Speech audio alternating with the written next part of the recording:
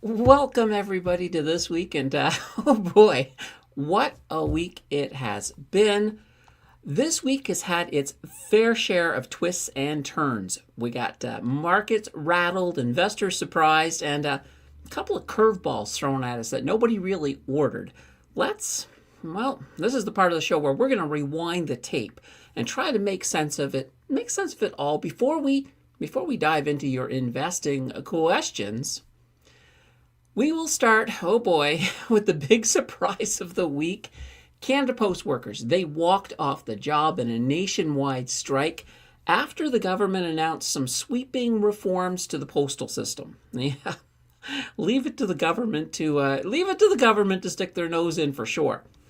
And well, by these reforms, I mean no more door-to-door delivery for most households, more of those community mailboxes that everyone secretly despises.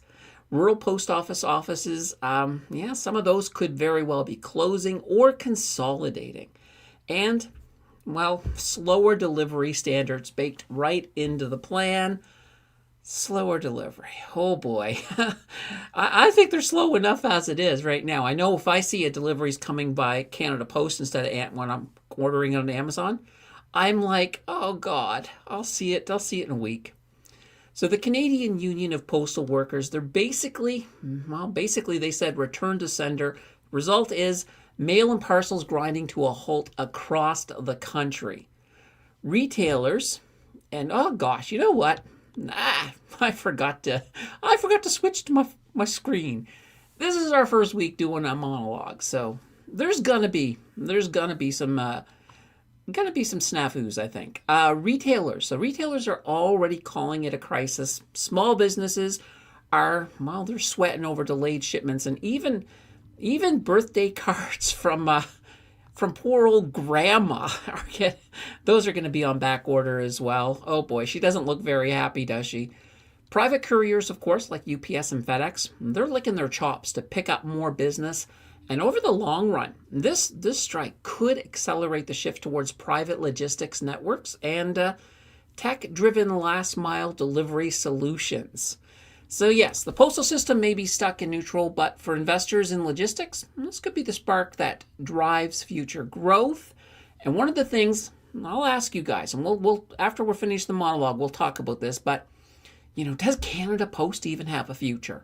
I gotta ask, if this strike goes on for any amount of time, I don't know if they can. I don't want to foot the bill, so I'm hoping something happens here.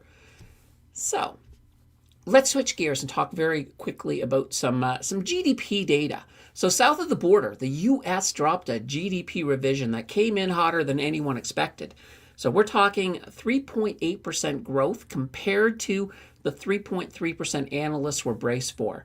Now, normally strong growth would be something to celebrate, but oh boy, in today's market, it's a bit of a double-edged sword because stronger data that will give the U.S. Fed one more excuse to take its sweet time cutting rates. And as you guys know, Donald Trump is already on their backs, wanting more rate cuts, deeper rate cuts. We'll have to see how this is going to roll out. So instead of cheering, traders, on the most part, they started to grumble. The U.S. dollar firmed up a wee bit, and investors, they've started recalibrating their expectations. It's the classic case of good news is bad news. The economy looks healthy, but rate relief, that might be further down the road than markets were hoping. Now, speaking of GDP, heading back up here at home, Canada's GDP, oh boy, it managed to find, we broke a 3-month losing streak with a 0.2% gain in July. And if you guys remember, I did say that we were anticipating a positive for July. It's not exactly fireworks, but after months of contraction, even a little green number, it sure feels like a victory lap for sure. Now, this rebound came mostly from the good side of things, so manufacturing, mining, and energy, while overall the service sector was more or less dragging its feet. All right, over in the energy patch, and this is an interesting story, guys. Western Canada gave us a headline that it kind of sounds more like a typo than reality, but natural gas prices actually went negative. That's right, in the red, negative. So at one point, spot prices at AECO dropped to minus 18 cents per million BTUs. In plain English, producers were essentially paying buyers to take the gas off of their hands.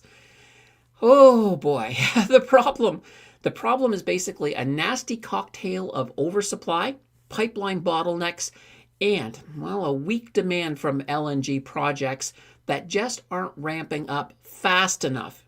And I know we've got one of them in that list that Carney has fast tracked, but we got to see LNG moving faster for sure. So producers right now, they're forced into some ugly choices: either shut in some of their wells or eat the transportation costs. So of course, for investors, oh boy, the takeaway is pretty simple from this one. Natural gas is volatile, even at the best of times. So when the prices do go negative, it's pretty much a stark reminder of how quickly this sector can swing from, well, profit to, a little bit of pain, All right. So guys, overall in September, boy, the market looked really, really good. We had a great September that looked unusually upbeat. Markets, unfortunately, though, they finally tripped over their own shoelaces this week. So major U.S. indices, they slipped for a couple of days in a row. And here in Canada, tech stocks in particular dragged the TSX lower. Was it a full-on sell-off? Oh, not really. Not really. More like a mix of profit-taking, nerves about valuations running a little hot, and some of those usual macro jitters that were tied around all of the interest rate drama. Still, it was a reminder that rallies don't move in straight lines forever. Good news is, I think this week coming up will be a little bit better. All right, and finally, guys, in our corporate spotlight, Constellation Software delivered a curveball when longtime president Mark Leonard announced he was stepping down due to some health concerns. So the stock immediately, oh boy, did it ever, it shed close to 6% on the news, and that goes to show just how much confidence investors had tied directly to his leadership. Constellation, as you guys all know, it's one of our tech giants. They're known for gobbling up smaller software companies with machine-like precision, so any disruption at the top, it does make people nervous big time for sure. And, we have to, it might even make them wonder whether that growth engine can keep on humming. I think it can. I think that Leonard has, I think he has keyed up his replacement. I think they know what they're doing over there. So I think once we get past this and we get past this whole transition, I think it'll be fine. So of course, for shareholders, it is a reminder that even the best run companies aren't immune to leadership risk, and governance and succession plans can move markets, well, just as much as earnings reports for sure. So that, my friends, everybody, that's the week wrapped up. Strikes freezing the mail, GDP numbers tugging markets in opposite directions, natural gas trading like a prank gone horribly wrong, stocks stumbling after a good sprint, and a Canadian tech giant facing a leadership shakeup. In short, there's plenty this week to keep investors on their toes for sure. All right, I just noticed one giant snafu, folks. I forgot to go through our pictures. Let's just do that quickly here. Here's our US GDP, our Canadian GDP, our natural gas story, our market tripping, and Mark Leonard, who kind of reminds me of Santa Claus in a way. Give him a red hat. Give him a red hat, guys. So yeah, that's the news. And it's now, and this is kind of cool, with this new format, this means there's no more news. We're done. See you next week. No, now it's just you guys and me. We'll talk about whatever you guys want to talk about. It's kind of cool. And what's really neat too is I can clip that beginning news segment, and I can drop that each week. So I can drop that as like a separate little video. In addition to our normal videos, I'm not going to take away a video to do that. But that way there, if somebody, if you miss it and you just want to see the news part or you just want to see the monologue, you'll have that opportunity. You'll have that opportunity. And as I get used to this new format, these will get better. This is our first monologue, so it's going to be, I think it's a little rusty, but it's all right. Okay, now, not a lot of comments. Not a lot of comments in the chat. Okay, it's not going to take me very long to get caught up then. All right, just zipping back to the regular size. We got Bismarcky. Off the bat, Bismarcky is in first with a happy Sunday all. Hey, happy Sunday to you as well. And we got Cowboy. Cowboy saying greetings all. And here we go. We got Ian in the house. Good news. I'm unemployed. More time to watch Mountain Finance. That's kind of a double-edged sword. It's also, it sucks to be unemployed, but yeah, absolutely. Hopefully you're going to be all right, Ian. Hopefully you're going to be all right. Hopefully, if you did get unemployed, I'm hoping that you got yourself either a really good severance and then you can go on unemployment for a bit. And I think they're even extending the length of time of unemployment because of all of the tariffs and stuff. Relaxing Rains is in the house. Happy Chilly Sunday, all. I don't recognize this name. I think you're new. I always love to see a name I don't recognize. King of Day is here. Hello, all. Happy Sunday. Fantastic. Yeah, it's a great day. It's a great day for sure. Leons says, hello, all. Well, hello there, Leons. And A says, happy Sunday. And Convos with JJ. Hey, hope you all enjoyed my intro video. So yeah, today JJ dropped his first video. It's a quick little introduction, just who the heck JJ is. So yeah, I'm sure there's going to be lots more to come for sure.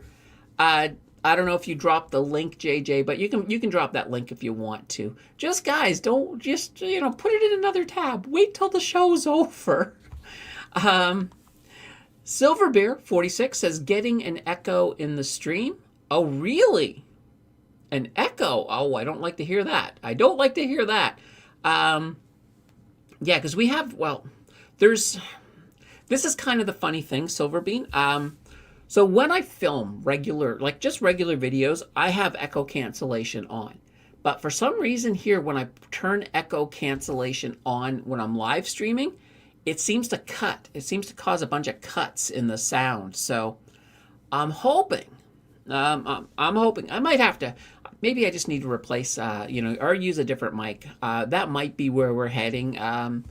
So yeah, I don't like to hear that. Is anybody else hearing echo, or is it just Silver Bear? I want to double check too, because let's see. JJ says, and happy Gappy Sunday. What's a Gappy? What does a Gappy Sunday mean? I've never heard that before.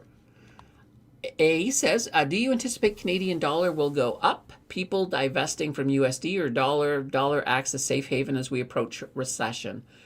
It's a good question. It's a good question about the Canadian dollar.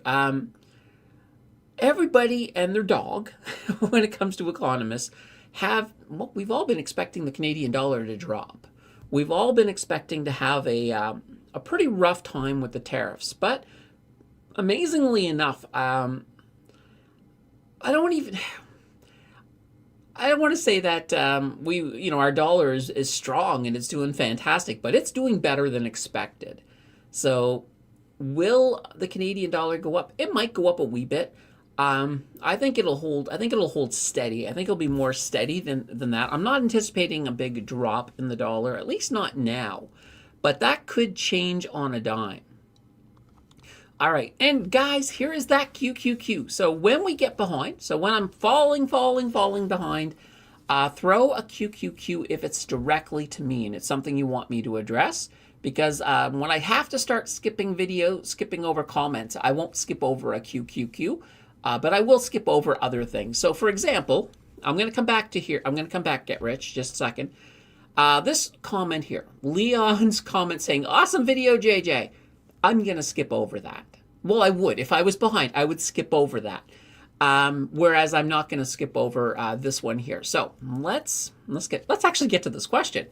So Get Rich Shorts says, for covered call ETFs that pay ROC, so return of capital, what would happen if you hold, for example, a few years and got all your original investment back?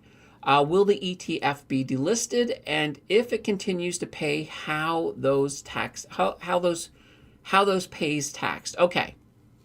So, yeah, return of capital is one of these things. One of the big myths of return of capital is if you're thinking, okay, they're giving me back my money and they're doing this every month. Well, eventually they'll have given me all my money back, so I should have nothing left. No, it doesn't work that way at all. Yes, they are mathematically they are giving you back some of your money. That's why it's called return of capital, and that's why it is impacted and treated. Well, tax-wise, what it does is it lowers your adjusted cost base.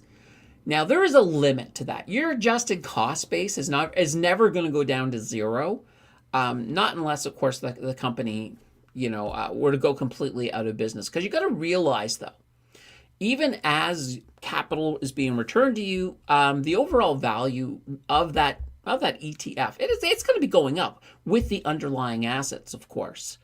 And even if it's not. Let's say, for example, if you have an ETF that is designed to not go up in value, it's designed to maintain a steady course, well, it's still going to go up thanks to inflation. So it's still going to creep up a little bit. So you never really get to that point. And I know when you look at it, you're like, oh, could this happen? It really doesn't happen. Actually, Adriano, I keep bringing Adriano up, but he actually just answered this question in a full video. It came out this week. So, if you want some more information on that Get Rich, just check out Adriano's video on that. It was actually pretty good. It was pretty good. I liked it. Let's see here. Congrats on releasing your first video. Yes, JJ. I checked it out, guys. I checked it out. I actually got to see it. JJ sent me a copy of it before it went live, so I did get to see it early.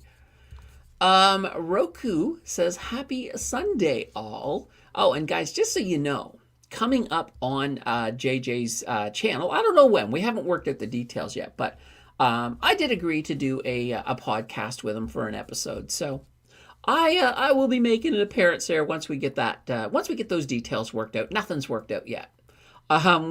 I just said not 3 hours. He said, how about 2? So that was the last of our conversation on that. Roku says, yeah, very zen-like, very zen-like. Now, and this is, guys, let me point this out. Your worst video, as a YouTuber, your very worst video is your first video. It doesn't matter. It is always your worst video, and you will get better every single video. And, like I gave JJ a couple of pointers, a few, he ignored a couple of them, but, it's kind of like, well, I'll give you one idea. I hope JJ don't take an offense to this. So he has a little sign at the bottom, with some music, and it says, Convos with JJ on it. Fantastic. I love it. But the viewers don't love those things. So when I first started, back then, well, actually, when I launched the channel originally, we called it Financial Brew. I rebranded it pretty quickly after I realized that was a dumb name.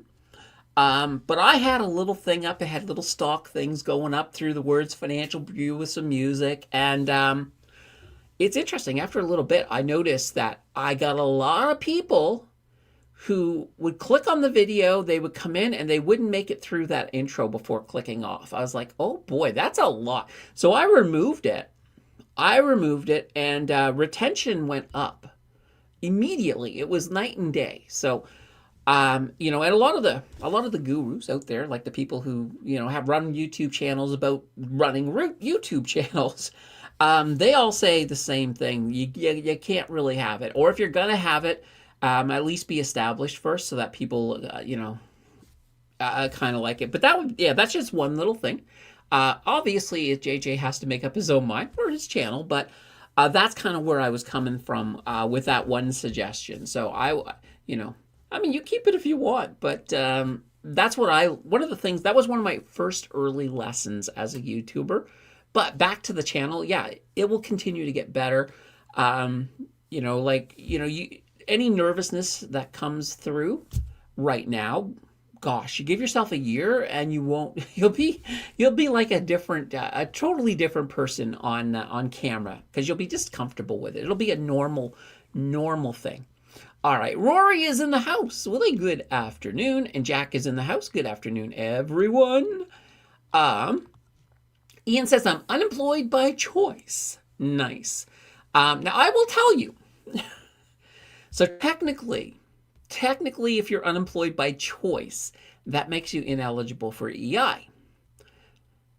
Well, or does it? That's my question.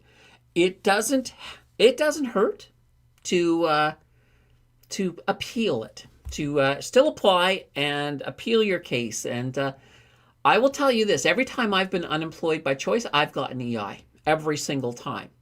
The last time that I was unemployed by choice, I took a job with Rogers briefly. I hated it. It was like one of the worst things that I've seen. So I decided to quit, and technically, I shouldn't have been able to get EI from that. But I wrote this big appealing and saying that they were pressuring me to do things to customers, to be deceitful to customers, to get sales with customers that was against my own moral core.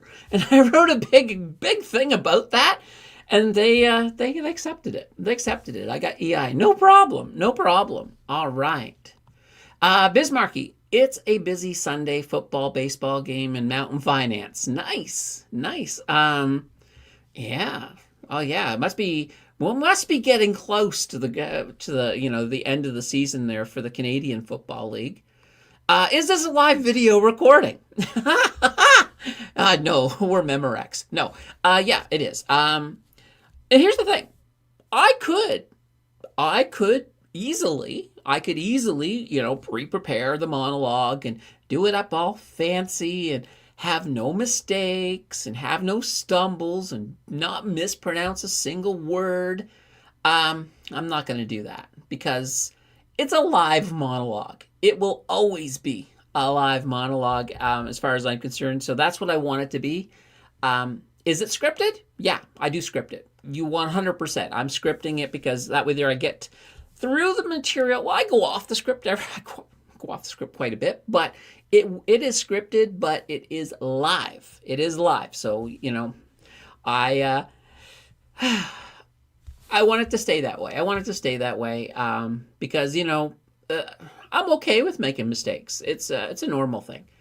And today I did. I forgot to show you the pictures. I had pictures for every story, and I just didn't advance them. So it's like, okay. Ian says, I'm leaving the country again at the end of October. Are you going back to Colombia? Back to Colombia again? Is that where you're heading? Jack says, it's not unemployed. You are a self-employed investor. Cool. And Mary's in the house, guys. Mary is our official captain of the like button. So if you have not yet hit that like button, oh boy, now's the time. I'm going to have some coffee while you guys are going to be very, very busy churning a thumb from what, gray to blue? Here we go. Very good. Very good. I love it. All right. And there, of course, the link to JJ's channel. Relaxing Rain. I am new. I just found you the other day. Love your content from Edmonton. Awesome. Well, I'm glad to have you, Relaxing Rain. And I love that name. Actually, funny thing, just since your name, that's what I listen to at night when I go to bed. The last thing I do is I get Google to play some relaxing rain sounds through the night because it makes it so much easier to fall asleep for sure. So I like it. All right, no echo here. Silver Bear says problem solved. Okay, I like that. And already scripting my first podcast. All right. Well, keep in mind there, JJ, when we have our conversation, that's not going to be scripted. We'll do it off the cuff. King of Day says, love the intro. JJ, well done. There we go. There we go. Absolutely. No echo on my side. All right. I'll jump over the no echoes. There we go. Haha, cool stuff, JJ. MC has made it. Welcome, MC. How is it over there in Montreal today? All right. No echo here. Audio is fine. There we go. Perfect, perfect, perfect. All right. It means we are going to gap up on Monday. Oh, okay. I got it. I got it. Yep, I'm hoping so. Where are you based? I'm in the mountains in BC. Haha. I am currently living in the city of Ottawa. Now, I will say though, and this is one of the reasons I love Canada. Like I have lived in, well, two of the three coasts. I've never lived up north, but I've lived in Halifax, obviously, Ottawa, Toronto, Kingston, Ontario, Edmonton, Kelowna, BC. Vancouver. So I've also lived in Vancouver. So yeah, I've lived right across the country, and I got a good idea of most of it. I've traveled a lot through it. I love Canada. It's a great country. So it's funny. Sometimes we all get in here and we all start talking about our weather in our cities. I think it's been kind of nicknamed the sort of Canada's Cross Canada checkup. So, hey guys, where are you? What's the weather doing? Let us know. All of that fun stuff. I like it. Jack says, do you think Google will hit $300 or higher next year, considering Apple most likely powering Siri with Gemini and Google AI glasses plus Gemini 3.0 soon? I think Google is looking really, really strong for next year. And, as it is now, their AI, it's doing some crazy stuff. So Nano Banana, that's a Google AI. It is absolutely crazy. For example, if I took a picture of myself and I had a wrinkled shirt and I didn't want my shirt to be wrinkled, I could just upload it to Nano Banana and it could remove the wrinkles in a second and it would look like it was crisp as can be. So but Nano Banana is really cool, and that's all part of the AI, Google's AI Studio. So yeah, Google I think is moving forward big time. Definitely giving OpenAI a run for the money. Oh, here we are, right here. I'm sorry, I forgot to put you up. There we go. Candace is in Ottawa. What are your thoughts on CDRs? Do you purchase U.S. stocks using them? All right, so CDRs, certificates of depository receipt. Now, they started with CIBC. Now, CIBC did it for a whole bunch of the more popular U.S. stocks. So basically, it's their own version of fractional shares in many ways. And plus, there's a lot more benefits. So what they do is they buy, we'll say, we were just talking about Google. So they buy a bunch of Google, and then they resell Google as these CDRs. So it's basically you're buying a fraction of Google in each one of them. Now you are getting a fraction of Google. You'll get a fraction of the dividend. All of the same thing. It'll grow just like Google will, and it's all hedged in Canadian dollars. So you're not dealing with any of the conversion stuff. You're not dealing with any of the tax stuff. So, for example, if it's something that has a dividend, you don't have to worry about withholding tax on that. That's all taken care of by CIBC. So it is a great way to gain access to U.S. stocks. I like them. The only downside is sometimes the volume is not as high, but they're doing pretty good. Now, the beautiful thing with CDRs is now they've been taken a step further.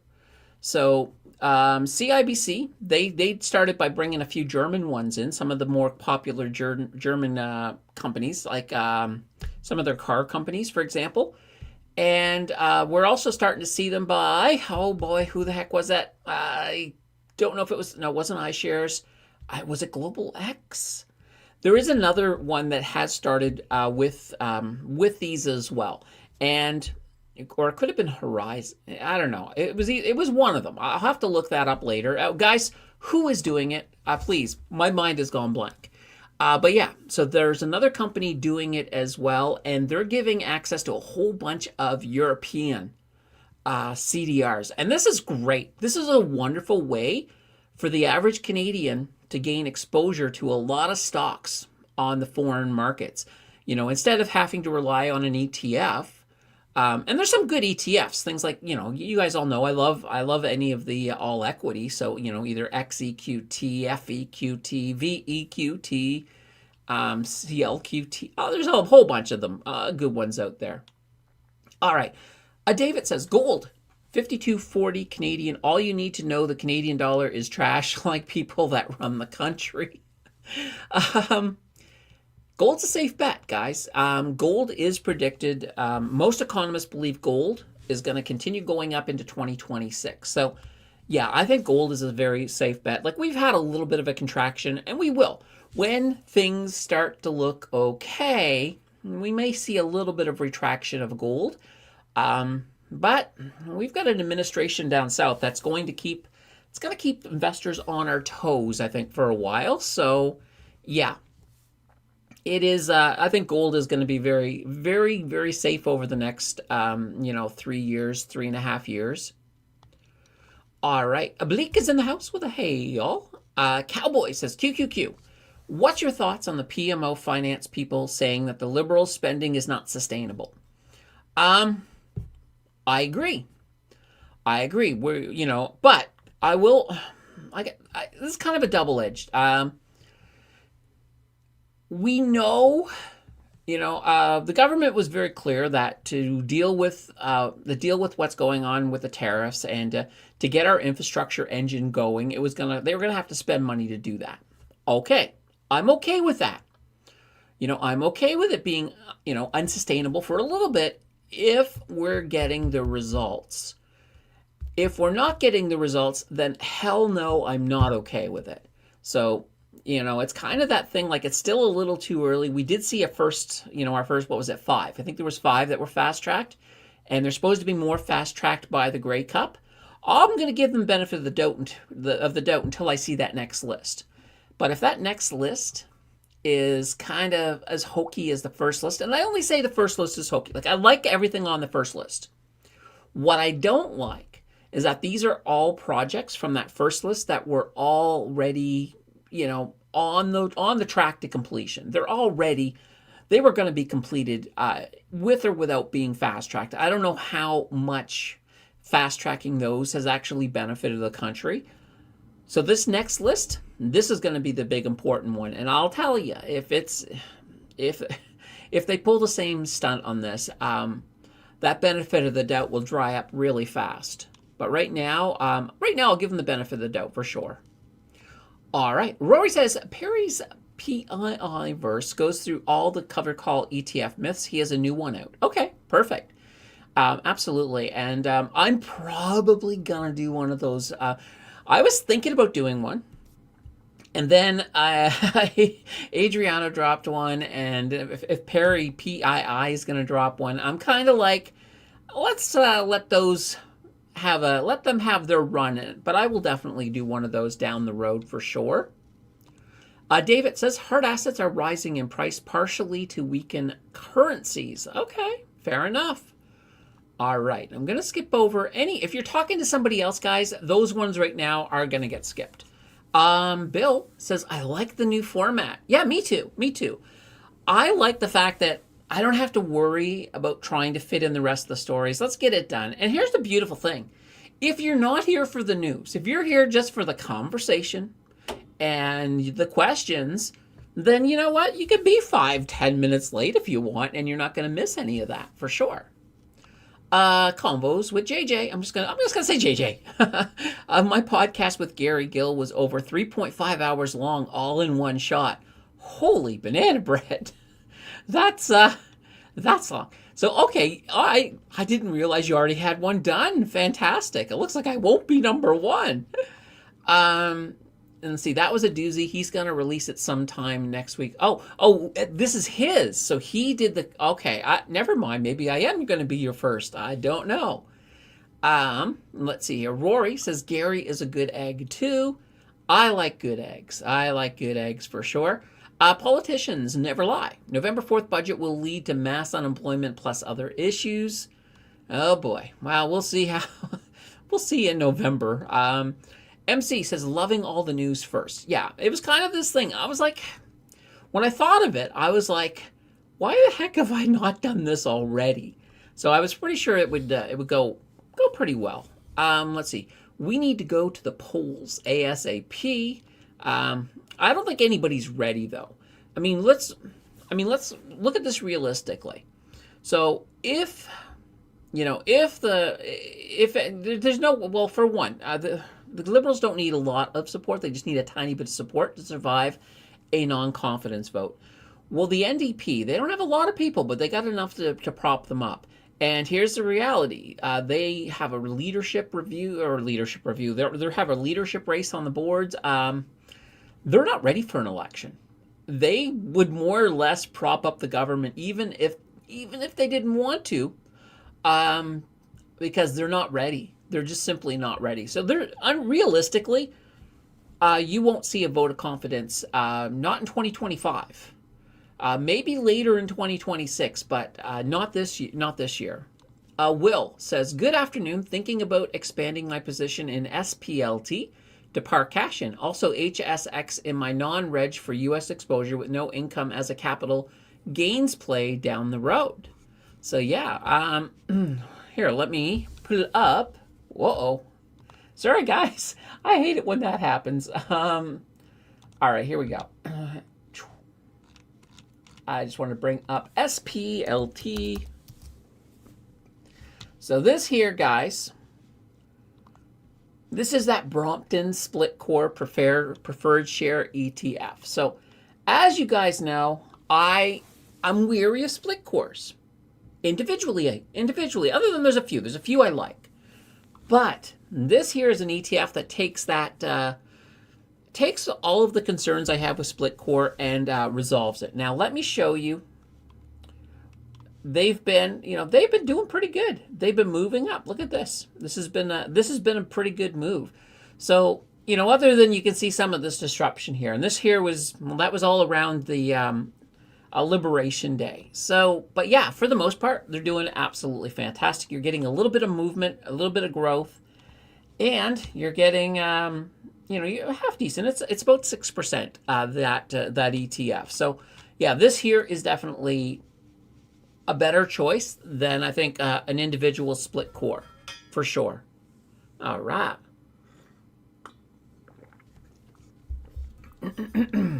Oh, there we go. Okay, let's see here. All right, let's see. Budgets could be free from foreign aid. Canada's borrowing money to give to others. Yeah, this is the thing. If you're going to spend a lot in one area, Pierre Poilievre has that idea. Like, if you want to spend $5, you got to save $5. Well, we probably aren't.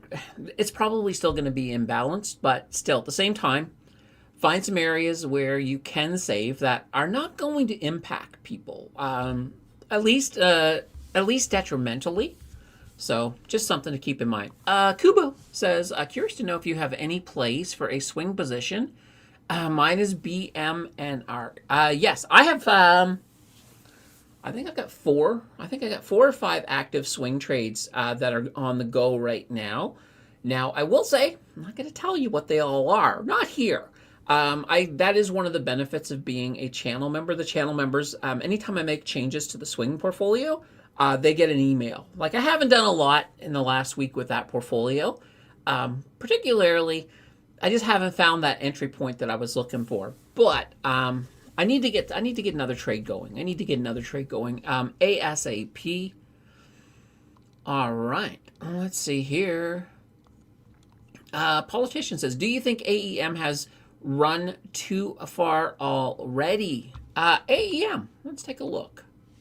I haven't looked at them in a while. I will be honest here. All right. There we go. Agnico Eagle Mines. All right. Now, I, of course, my money is, of course, is in London Gold. I love London Gold. But this here is another really good, it's a really good gold mine. And let's just take a look in the last year. Look at this. This here has been the story of gold. Here's the thing. Yeah, you're looking at this and you're like, oh God, it can't go any higher. Well, you know what? Back when it was at $186, a lot of people were like, "Oh God, it can't go any higher. It's going to correct." Um, I think that depending, like I think between now and the end of the year, gold's going to go up a bit. I don't think it's going to go crazy unless unless Trump decides to do something. But I think for now, yeah, it is certainly going to go up. Now, mind you, we still have the threat of a government shutdown on the U.S. side. We'll have to see how that is going to impact. It could potentially be a stimulus to push gold even higher, but we'll see. I would say this stock here, 227, I would imagine by the end of the year, it's probably going to be maybe between 240 and 250, maybe. So that's kind of where I'm thinking, just from what I know what is happening with the gold market. So I do like. I mean, this is not the one that I've got I got my my bet on. My bet on is on London Gold, but and part of the reason too, guys, with the London Gold is that this prosperity wave, they're sharing it back with investors. So every quarter, the last 2 quarters, with their dividend, they've also thrown in an extra dividend for you, a nice healthy one too. So they've been paying back the shareholders. That's one of the things I love about London Gold. So I don't think you know what? Let's actually take a look. I don't know if I've not heard of anybody else doing it, but maybe. No, they're just paying their straight up dividend. So yeah. Whereas, let me show you London Gold. Let's see here. London Gold. All right. Here we go. And I'm looking for it. Here we go, the key data. So here we go. So if you'll notice here, September 25th, so June, you notice here, so starting in their June, on that quarterly one, they had their normal dividend of 41 cents, and then they threw in a 20.9. Now, these are USD, by the way, guys, so it's actually a little bit higher. This time around, they had the 41 cents again, and they rose that to 41.3 cents. And this time they gave an additional 67.4 USD. Fantastic. We'll have to see what happens next quarter. But, the fact that they're doing this, to me, that's... I love that. I love that. I love it when a company rewards their shareholders for their prosperity. And that's one of the things that London Gold has been doing. So definitely big time loving that. All right. Ian says, I'm trying to think of a job title for myself since people don't understand how I do not have a job when I am in Colombia. Might just say I'm in finance. There you go. You could say that. Absolutely. You could say that you're a financial consultant. Basically, you go on our Discord and you answer a question from time to time if somebody asks. There you go. That makes you a financial consultant. There's your title. Scratch says, the gold miners ratio is really cheap at the moment. Don't sell anything. I agree. 100%. 100%. Rory says, I lived in Calgary, enemy territory. Let's see. And here's the thing. Let me just go back to this for a second. So, speaking of hockey, there's the rivalry. So the Battle of Alberta between Edmonton and Calgary. Now, if you're an Edmonton fan, let's say if you're an Edmonton fan, but Edmonton gets eliminated early, I probably should be doing this the other way around. I know this. But let's just say that Calgary was having a stellar year in the playoffs. Edmonton went out the first round. Calgary's alive in the second round. Are you going to cheer for Calgary? If Edmonton's done, are you cheering for Calgary? And the same thing goes for Calgary. When Calgary is done, and lately it's been very early, if not they even make the playoffs. But are you cheering for Edmonton at that point? Or is that rivalry so strong that you can't cheer for the other one? I'm kind of curious. I lived in Calgary, but I like the Oilers. I like the Flames. I like both teams. Leon says, you should have come to the Blossom event in Toronto. I met JJ and Adriano there last week. I know. I really wished I could have been there. It just wasn't lining up. But that would have been a lot of fun. And I know JJ was definitely there for sure. If I was there, I would have actually live streamed. I would have live streamed from there. I totally would have. Jack says, I definitely assuming you were in BC or Alberta when I stumbled across the channel. Yeah, like I said, I have, I think I've lived in Calgary for, oh gosh, I lived in Calgary twice. Both times I think was 3 years, so about 6 years. I've spent about 6 years in Calgary, probably 5 years in Vancouver, so another year in Kelowna. So yeah, I'm definitely pro West. I love the West. I think Canadians West is a treasure, for sure. But I mean, I'm originally from Nova Scotia, so blue noser, but blue nosers are everywhere. That's the way I say it. Ottawa has a mountain, the debt one on the hill. Oh, good one, Rory. That was a good one for sure. All right, let's see here. Let's see. Germany has awoken and is deciding to scrap the green nonsense that was bankrupting it. Oh boy, I don't know about that. Not saying I'm not doubting it. I'm just saying I haven't heard anything about it personally. Mount Everest is pretty flat compared to the Canadian debt. Oh boy. All right, Oh, I am actually getting behind. 4:30. Oh well, yeah. There we go. Now it's time for me. Remember, guys, to use those QQQs when I get behind, because I'm going to have to start skipping some stuff here. Let's see. Canada's spending more on interest on debt than on healthcare. That's a scary thought. That's a scary thought for sure. All right. Let's see here. I'm going to jump to the next QQQ. Haha, love it. Real talk, Candace. Do you see a future for us Gen Zers and other younger 20-year-olds? Because I'm doubtful and will most likely leave for good sometime in the future. Gen Zers. Oh, boy. So obviously I'm not a Gen Zer. I'm Gen X. I'm a Gen X. Probably. I'll call us the coolest generation, but anybody who's not a Gen X will argue with me till the cows come home, and that's okay. Is there a future? I think there's a future, but I think you have to make it. I think you have to make it yourself. And I think it's going to be very interesting. Like when I look at the future, I'm thinking about how AI is going to roll out, what it's all going to look like, what kind of a timeline we're going to have. Because eventually, if AI starts doing friggin' everything, what are the rest of us going to do? How are they going to handle that society? So we kind of have to think about that. It's going to be interesting, JJ. Is there a future? I think there's a future if you make it, but I think if you don't make it, I think if you just do, job to job, paycheck to paycheck, I think it's going to be tough for a lot of Gen Zers in that situation. But I think the opportunities are out there if you make it on your own. Figure out your own thing, whether it be, in your case, look at this, you're starting a YouTube channel. That's an option. You got to be patient. It's going to take you a long time before it's profitable. But I'm still not profitable at this point. But I'm getting closer. That's for sure. Marco says the government needs to attract private capital. Without that, it's all smoke and mirrors. Yeah, private capital is definitely good. I would agree with that 100%. All right. King of Day says, I read an article about Wealthsimple and Questrade talking to the federal government about the high transfer fees the big banks are charging the customer. What are your thoughts? I think they're crazy. I'm talking about the fees. The fees are crazy. The big banks, because, well, they can, their fees are out to lunch.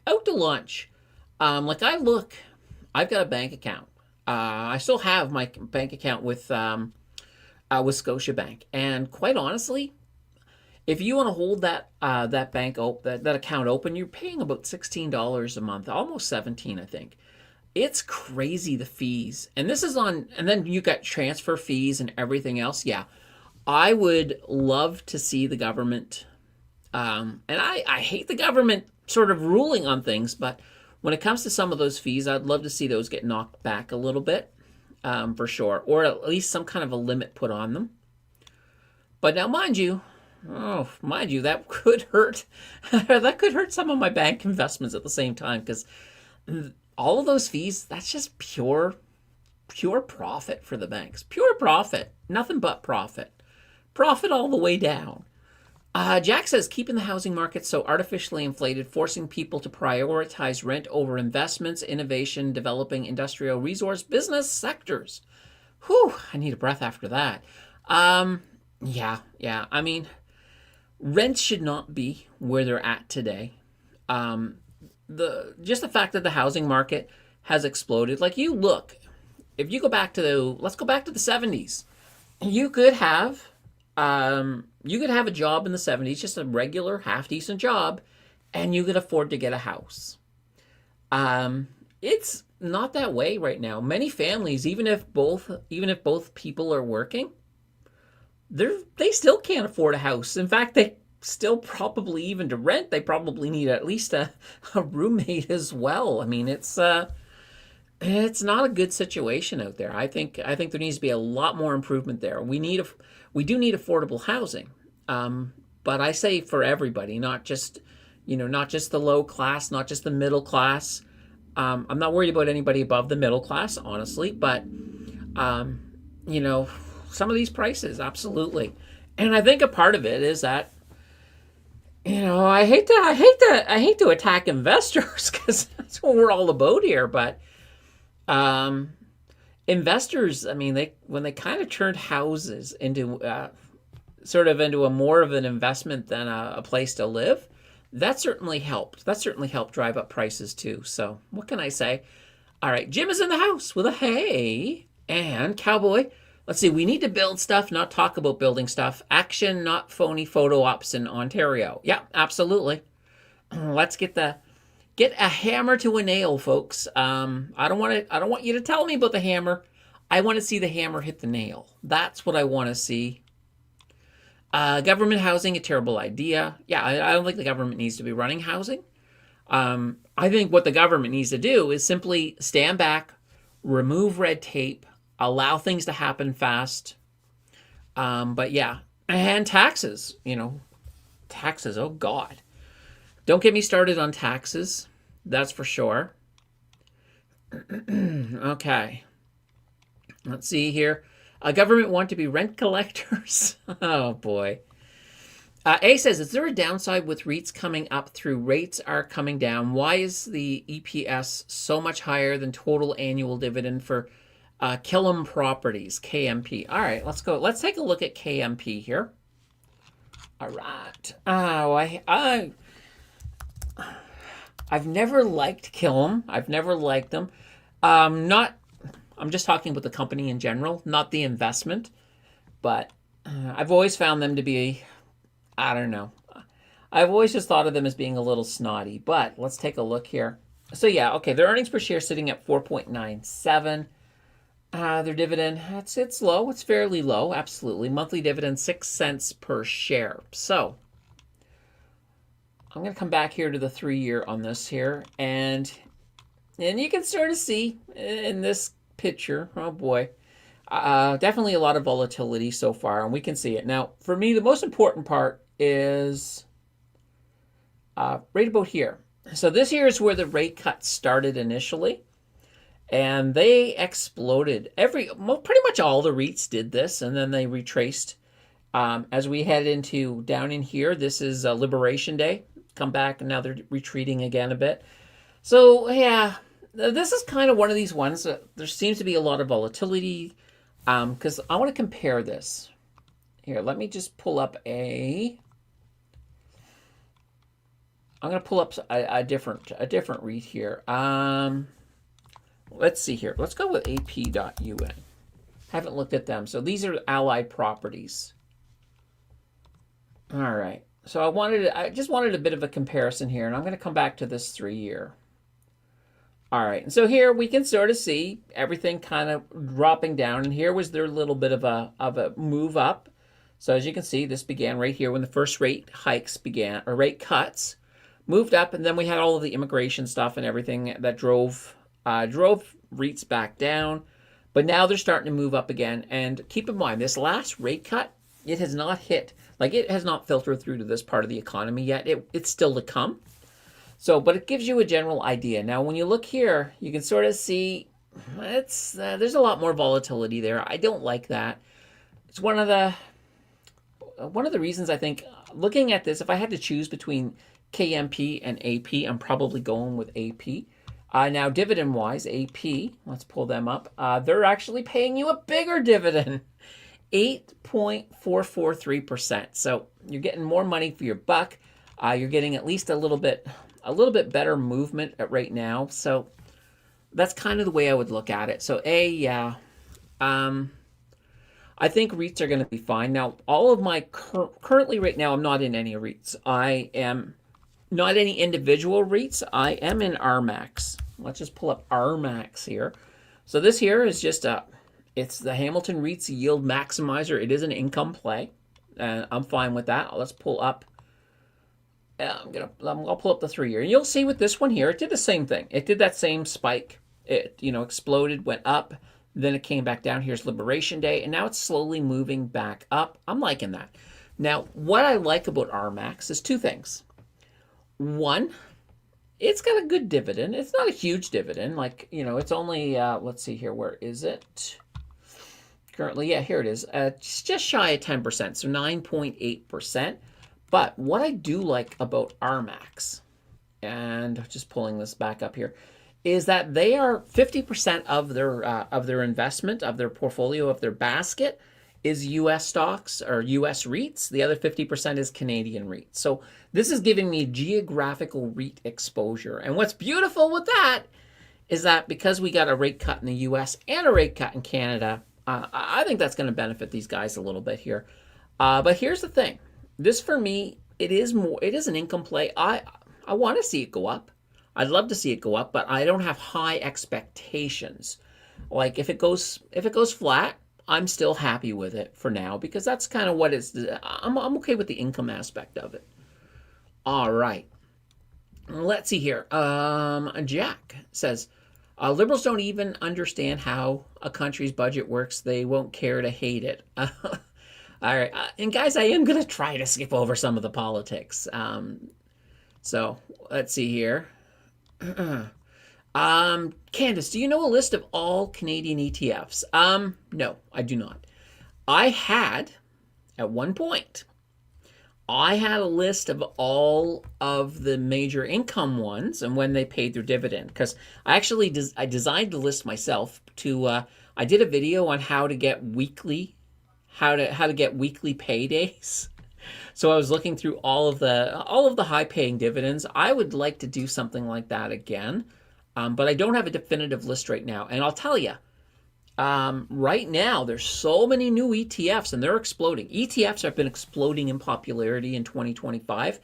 I think that's only going to get more and more. Like so many people are getting more and more into ETFs. Like even with this channel, you'll notice I used to talk almost exclusively about stocks. But now it's, I hit ETFs a lot more. Why? Because they're more popular. That's why. And more people are moving to ETFs and all of that fun stuff. Now, speaking of ETFs, this is kind of cool. So I got to put this all together tomorrow, but I got everything scripted that I have to film all the new material. So we're doing our first mega video for Tuesday. So what the banana bread is a mega video? Well, I am doing my evaluation of those 3 windfall videos. So we did the 3 different portfolios. And guys, let me bring this up here. We did the 3 different portfolios. So we did, of course, the dividend growth, the income, and the hybrid. We're going to compare them all. We're going to pull in the final results. But what makes that a mega video? The video is going to contain all 3 videos in it. Well, not all of each video. I'm not going to make you watch that little beaver telling you to subscribe 3 or 4 times. No, that'll be in there once. But I'm pulling all of that in, and I am going to add timestamps, guys, for this one, because if you've already watched all 3 videos, you might be like, oh, I think I'll jump ahead of this part. I'm going to put the timestamps to make it easier to jump ahead if you want to. Let's say you don't want to watch the reveal of this portfolio again. So you could technically go in, watch the intro, and jump right to the conclusion if you want to, if you've already seen it. But if somebody hasn't seen it, then yeah, the whole thing. So I don't know how long this monster video is going to be. I'm calling it mega because it's going to be. I'm guessing. I don't think it'll hit an hour, but I'm guessing it'll be like a 40 to 50 minute video by the time I've got it all edited. Yeah, mega video. So it's. I'm like, why not? It's kind of like the end thing. Now, I will, after this mega video, we're not going to do Windfall for a bit. Just because we did, we will be coming back though. I've had tons of requests for like, hey, can you do a US one? Can you do a stock one? So yeah, I will definitely be revisiting this and we'll look at other variations. But here's the other beautiful thing, guys. So any of you who've watched any of them, well, we've made predictions for where it'll be in a year if the following year is exactly the same as the last year. And the chances of that happening are, well, zero. Well, they might be 0.00001% of having the exact same year. So no, obviously things will be different. So I want to revisit the three of them in a year. And we'll do it all over. We won't do each one again over. We'll probably just do one video in a year and just update them and see where they actually ended up. Because all that we did for these projections is like I said, we used what they did the previous year. We projected that forward. Well, it'll be fun. It'll be fun. Anyway. All right, let's get back here. All right. I'm skipping over all the politics, guys. Here we go. Bismarcky says, what are the tax implications of holding HHIS in a non-registered account? Good question. Good question. Now, I don't think we have. HHIS hasn't been around yet for us to get a tax breakdown on it. But it's not as bad as you probably think because you're going to have a whole bunch of different things in there. So you will have, for example, you're going to have some return of capital in there. So there will be some ROC. That's all that's doing is adjusting that cost base down. So if you're not selling your HHIS, that's not going to count as taxes. There will be capital gains in there. So whatever percentage of your dividends are considered capital gains, 50% of that value will be taxable. You might get, I don't think you're going to see, well, no, you won't really see foreign income per se, but it'll be listed, and that's just going to be what actually, in this case here, Harvest, what they would be paying. And that'll be the big chunk. I think the ROC and the capital gains will be your big chunk. So these will probably end up being fairly tax efficient if you're holding it in a non-registered account. Obviously, if you have the space in your TFSA, it makes sense. It's all tax-free in there. But yeah, between the return of capital and the capital gains, it's not going to be that bad. It's not going to be that bad. Vic says less than 50% like rate. Come on, folks. Oh, seriously? If we don't have 20, come on. We need at least 26 likes, guys. I have no idea how many likes that we currently have. It doesn't show me, unfortunately. But yeah, guys, I'm gonna have some coffee. Please, get us up to 26. You know what? You guys are awesome. Let's hit 30. I like that. Oh, very good. I love coffee. All right. like. Okay. Not likes in the chat, guys. Just the button. Let's see. A politician says London Gold also ran like crazy already. They did. And this is the thing. I think, yeah, they have been running like crazy. I don't dispute that. I just don't think the run is done yet. When I think the run is done, I will probably, like even in the challenge, I'll probably take profits. For sure. All right. And guys, I am skipping over anybody talking to anybody else. And I'm also skipping over anything that is a little bit too political in nature. Hey, stocks can always go lower. Absolutely. That is true. I still think we got a bear market in front of us. When it's gonna come, oh boy, I don't know. I do not know. At the beginning of the year, I would have sworn it would have happened before this year was out. It's kind of funny. It's kind of funny, guys. This is a situation we could run into. And I've never seen this before. But we could have a technical recession before the end of the year while still having a thriving bull market. Think about that for a moment. That is actually kind of possible. Normally, if we go into a recession, we go into a bear market. They're hand in hand. They're good buds. But this year could be very unusual. Very unusual. All right, Rory says, I've been waiting for months for stocks to go lower. Just think if you would have invested and then sold now, you'd have a bigger pile of money to continue your wait. But yeah, so this is one of those things. And this kind of highlights why dollar cost averaging is one of the best approaches to investing. So you look at it as Rory's waiting, and you know what? Let's get a good example here. Let's pull up, and I'm just going to pull up. We'll pull up VFV. All right, VFV, because this way here we're looking at the S&P 500. All right, and I want to look at. Let's go to the 3-month. All right, so basically, whoa, oh, that's a 3-year. 3-month. There we go. This is better. So yeah, so basically since July, Rory's been waiting. So if you look at just the VFV, we're just looking at this as an example. So 155.64. It's like, all right, I'm not paying 165.54. I'm gonna wait. Well, now we're at 164. Look how far we have to drop. We have to drop quite a bit to actually get lower than where, in this case, where Rory perhaps started waiting. And, and we don't know the full details, so don't pick on Rory. I'm just using this as an example. That's the thing with dollar cost averaging. If you're just regularly buying, you're getting a fair price. You're getting a fair price for that asset, whether it be an ETF, whether it be a stock. You get a fair price.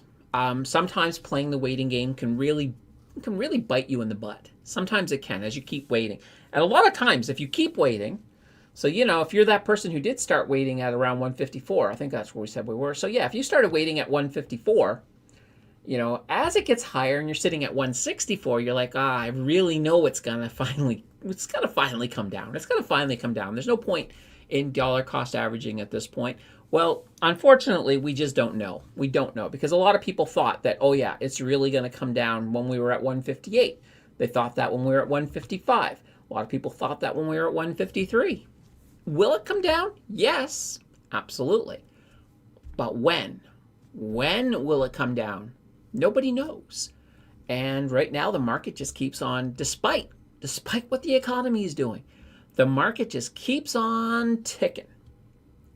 There has to be a point where it does hit a wall of sorts and it does come down. But oh boy, I couldn't tell you when. I would have guessed already, and it hasn't. I started aggressively starting to move more into the cash position, and now I'm at the point where I'm thinking about pulling money out of the cash position because I'm like, oh my gosh. I might be too over-diversified into cash at the moment. So what can I say? All right.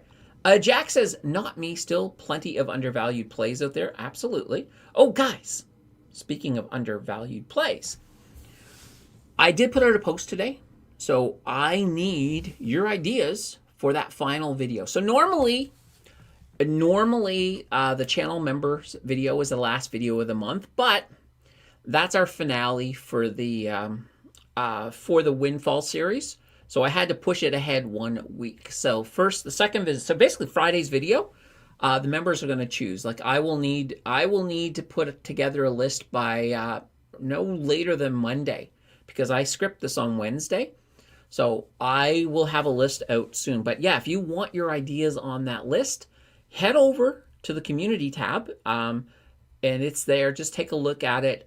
Put in, not just throw up your ideas. If you see an idea there that you really like, put a thumb on it. Because if I get more than 5 or more than 4, because I can only do a poll with 4.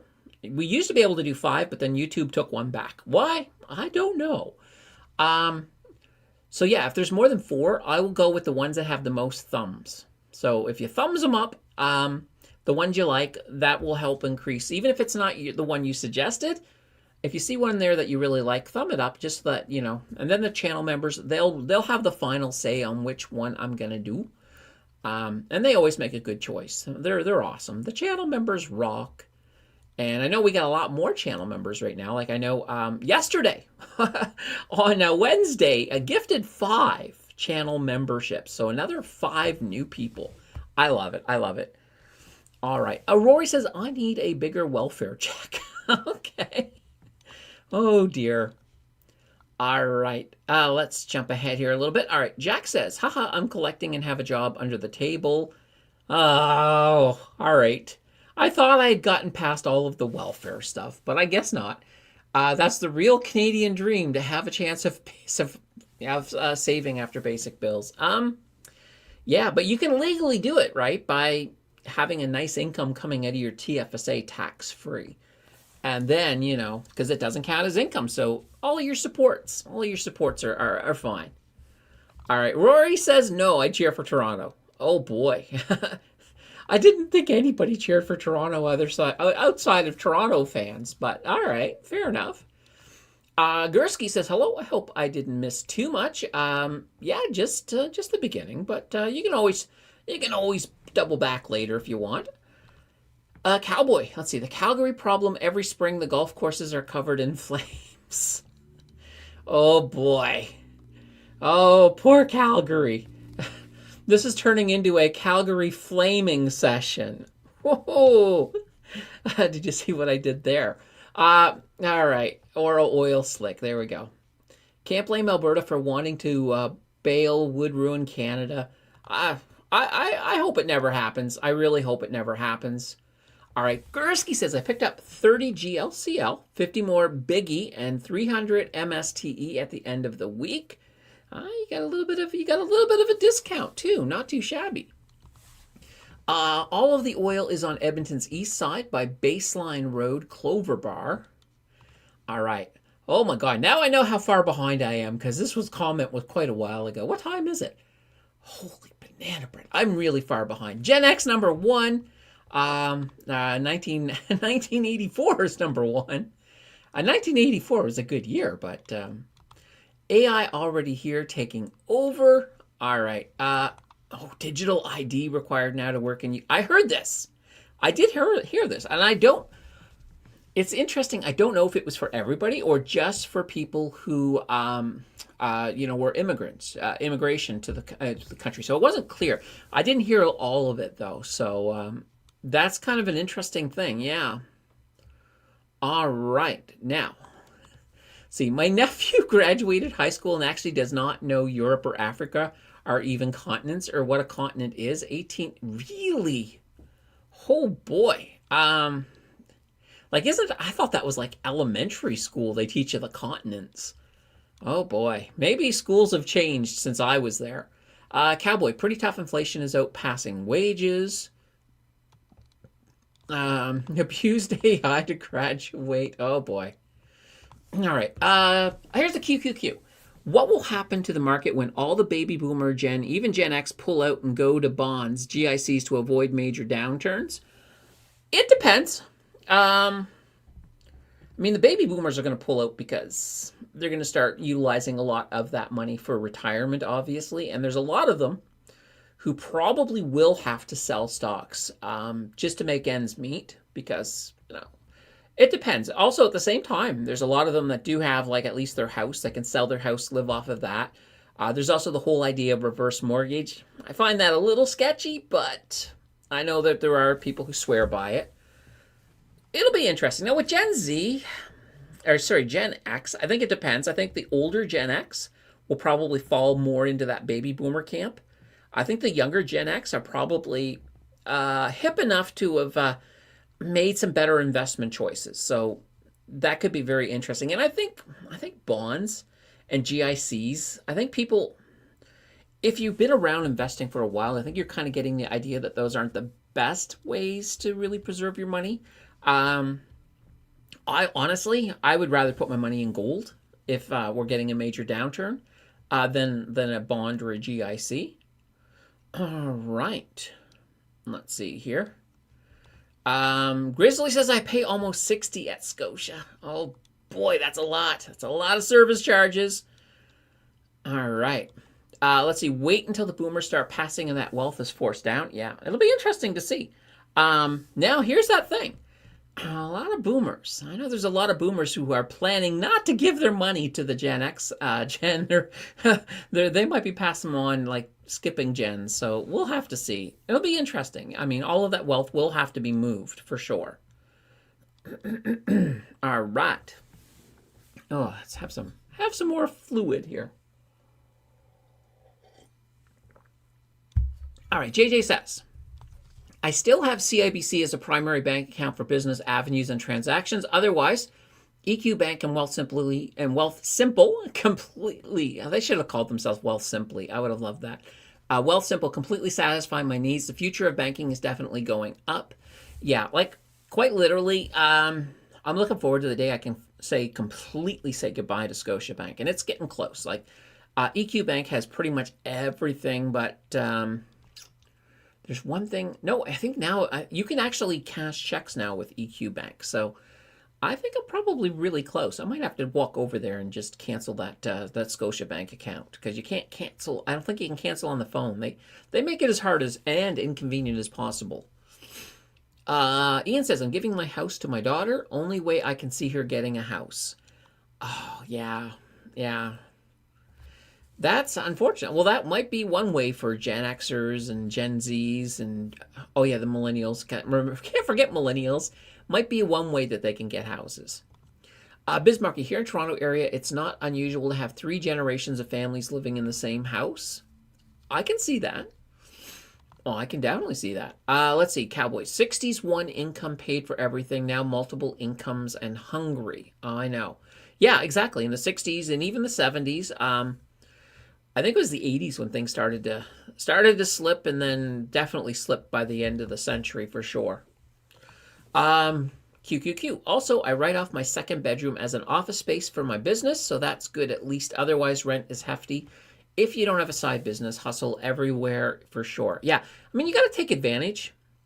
In today's world, you've got to take advantage of everything that you can for sure. All right, and I'm skipping over a few things just to try to get caught up here. Tanya, rent is ridiculous. I stay in my house because it's cheaper than rent at this point. Yeah, absolutely. And there's a lot of people who, like a lot of people who retire, like, you know, a lot of seniors, for example, might find their house too much work. You know, the yard work, everything else is just too much as you're slowing down. So it's always been a good option to sell the house and rent, in your final years. But Tanya's hit it right on the head here. I mean, it's to a point where you almost have to stay in your house, because you just, it's not cheap anymore. It's not cheap at all. All right. And yeah, this is 100% correct. Marco says a major part of rent is the property tax portion. People need to start focusing on that. Property taxes are insane. In Europe, property taxes are a fraction and services are better tenfold. Yeah, no, I mean, and that's the thing. And this goes all the way through. Like, if you look at the government from the top, so federal, then provincial, then municipal, the money is not really filtering down. And as a result, a lot of times municipalities, the only way they can make money to sort of make the, to take care of services and such, is property taxes. That's their big utility belt. Raise those property taxes. There we go. Now we can pay for some services. It shouldn't be that way. More money needs to be responsibly used from the top all the way down, so that more filters to the municipalities, so that they don't have to raise property taxes and make, once again, this all adds into that whole affordable housing, right? All right, let's see here. All right, and I'm going to skip over a few things here because I'm so far behind, guys. I'm going to skip to the next QQQ. Here we go. I love Cap REIT, own it as a REIT and rent from them. Good management overall. Also, Candace, you should check out Gary's podcast with Basim. There's shady stuff with Canadian REITs as a whole. Okay. I have not seen the podcast with Basim, so I will have to try to do that for sure. Rory, XDivs are coming up on covered call ETFs. Yeah, I think I'm pretty sure that there are. Let's see. HHIS versus Biggie. Which one is the better buy, as they both almost hold the same holdings? They do. Actually, one of currently, guys, in the, remember I mentioned I need video ideas that I can take to the channel members? Well, one of them in that list right now is a comparison of HHIS versus Biggie and versus, I think it's the 9.1 as well. So I might very well end up doing that one. That sounds like something the channel members might pick. So yeah, I'll dig into those a little deeper. Right now, I haven't really dug into Biggie that much yet. So I'm probably I have a feeling I'm going to be digging into them this week, as well as the 9.1. If that's the one they pick, they could completely choose something different. Right now, HHIS has been working fine. So I do like that. But I will say this. I have a feeling that it's going to be like splitting hairs. I think they're all going to be very, very close. So it'll be interesting. I need to do a deeper analysis. I don't have that data right now to really authoritatively say. The only thing I can say is HHIS has been around for almost a year, and they've got a pretty good proven track record. So you have that on your side with HHIS. The other are new commodities.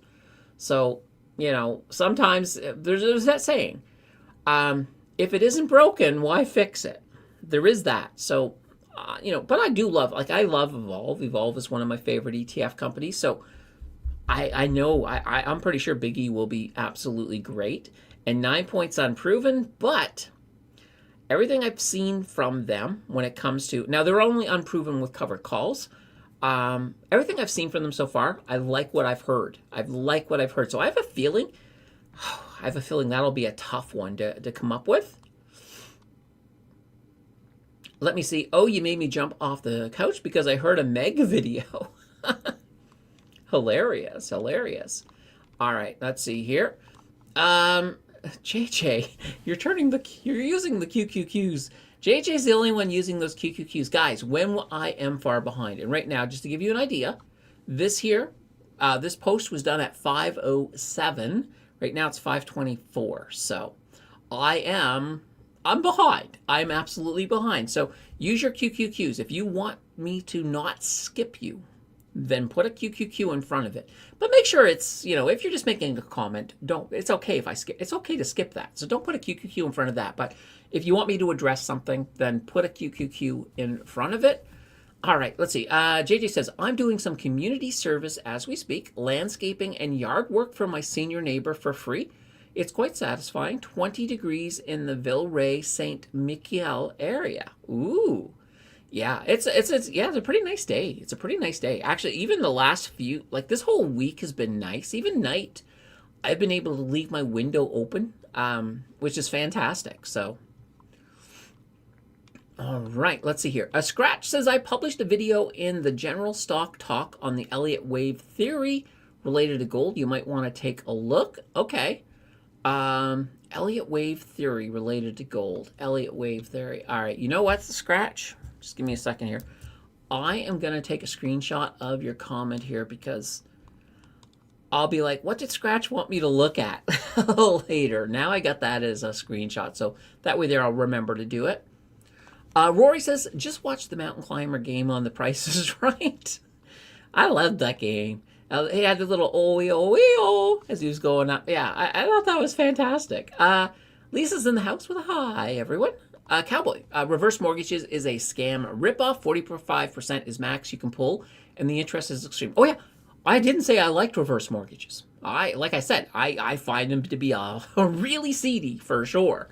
Yeah, And it's yeah, like I know in the States, I think they got Tom Selleck doing them, and up here, I think Peter Mansbridge is doing them. I'm like, I've lost some respect. Cowboy, once CBDC is in, all banks will be finished. Maybe we'll have to see. I don't know. If you look at the US 10, you will see a 40-year inflationary cycle from 40 to 80, definitely from 80 to 2020. We broke out the retest. Bonds are not for me. Yeah, absolutely. I'm really not sold on bonds. I mean, I don't do a lot of bond content. I think I've made one video in the channel's history on bonds. They don't thrill me. They don't thrill me. Now, some of the ETFs, that look at treasuries and bonds, much better, but nonetheless, I'm not a bond person. CDAT and QDAY have increased dividends already. They have. All of the Daymax have all increased their dividends for sure. All right, in JJ's opinion, HHIS is better upside, biggie, more income, take your pick, or get both and reassess your goal in 6 months. Yeah. And I don't know what the dividend yield is going between the two, but that sounds pretty reasonable for sure. Red Water says historically Republican presidents have a stock market meltdown. Maybe. Well, we'll find out. Oh my God, I might be caught. Am I actually caught? I'm almost caught up, guys. Summit says, love your content. Thank you. And I think you're new. I don't recall seeing your tag before, but welcome. Always love it when new folks come in. Or in some cases, we do have lurkers here. Like there's been people who've watched the show from day one who've never made a comment. Every so often, I'm able to get one lurker to step up and raise up their hand and say, I'm a lurker, but I love it. And I'm okay with that. I mean, I love lurkers. I lurk. There's channels I lurk on. There's channels I watch. I go to the lives, and I never say boo. But then again, there's not many. A lot of them I will throw my 2 cents in from time to time. Or occasionally something is said that I just have to make a joke. I got a joke ready to come out. It's coming out. JJ says, QQQ, all right, what is a reverse mortgage exactly? I've heard this term thrown around before, but never fully grasped it. So it's like, what you're doing is it's like, you know how you paid your mortgage. So you paid your mortgage to finally own your house. It's like going backwards.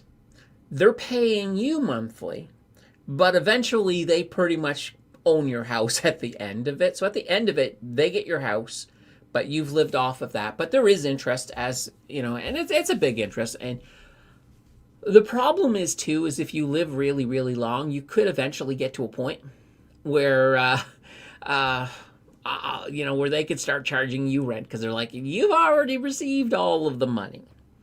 Now we own the house. Now you're going to start paying us rent. I mean, that could happen. I don't know. I don't know if that does happen or if that has happened, but theoretically, if you really decide to, like, if when you're pushing 110 and it's like, but yeah, it's a good deal for them. They are getting your house. They're getting your house from you. So, let's see. To complete the comment on the U.S. 10-year, we are probably entering a long 40 years inflationary cycle. It feels that way already. That's for sure. Is there a U.S. bond ETF on tax? I don't know. I don't know. I do not know the answer to that. Cowboy, let's see. Okay, HHIS 25, Biggie 31. Okay, perfect. But, and here's the thing. I don't know the price of the two compared to each other, so I don't know what that would be yield-wise. But, yeah, it makes sense that, one of them may be more suitable. Like HHIS is fantastic, I think, as a hybrid. So if you're doing the hybrid growth income strategy, I think HHIS fits in there well. And it also fits well in the income one, too. It's kind of an interesting thing. I will tell you guys, I had my ideas. So with this whole windfall thing, where we did the 3 different strategies, I had my ideas. on how it was going to end statistically. It did not align with those ideas, the results. So, oh man, it was surprising. Anyway, you'll have to check that out. Ian says, I was afraid of pulling from my TFSA, but I relaxed now because I know I can put back whatever I pull January 1st. Be nice to have that extra room. Yeah, absolutely. And be sure, guys, be sure as well. Always remember all of these dividends that you're receiving. So if you're pulling out the dividends of your TFSA for income, so let's say you're receiving, let's say you're getting $1,000 a month. Well, that $1,000 that you're pulling out a month, that January 1st, you're going to get all of that back. So if you've been pulling $1,000 out a month for the whole year, on January 1st, you're going to get that $12,000 and whatever the new amount is, whether it be $7,500 or $7,000, whatever it is for this coming year. I don't know if they've announced it yet or not. We're getting close to when they will announce it, but you will get that back. So if you have other funds that you want to move in, then always remember, it's like, oh yeah, like if I'm gonna, if you want to move a little out of your RRSP over there, remember that space. Keep track of that space too, because that's more space to grow your income.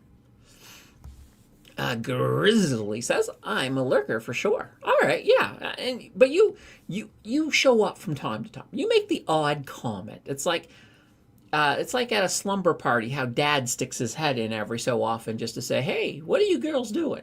That's kind of like that. Yeah, that works. Jack says, anyone else watch Just Food Reviews? He is a Canadian treasure.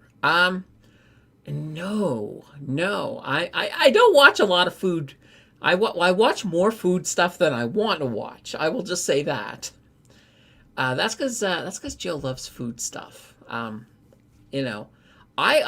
like to eat it, but that's about it. Oh, guys, I have to keep remember, go big when we're not actually using the second monitor. I'm working on it. Summit says, I take notes and then do my research after going through your videos. Yeah, absolutely. That's the best thing to do. Don't take my word for it. Don't take my word for it. Do your own research because, this is your money. You worked hard for your money. You don't want some YouTuber coming in and saying, oh my God, this is the best stocks in Swiss cheese. And you invest in it, and sure, it's like Swiss cheese, all right, because now there's a whole bunch of holes in your investment. You don't want that. So yeah, always do your due diligence. Very smart. I love that. Summit, you are very smart. Love it.